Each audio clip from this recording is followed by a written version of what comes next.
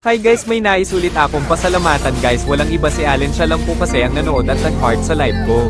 At ang pinakamasayang part doon nung nag-send siya ng 6 na gift sa akin, like hindi ko talaga ma-imagine ang saya ko noon.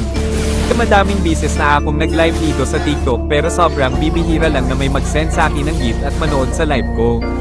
Hihingan sana ako sa iyo idol at sa makakapanood nitong video na to. Pwede mo bang i-follow si Allen idol?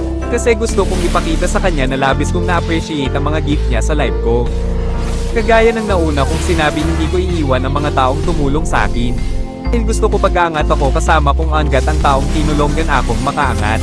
Mapapanood mo tong video na to, humihingi ako sa iyo ng isang follow ka Allen idol at siyempre huwag niyo rin akong kakalimotang i-follow.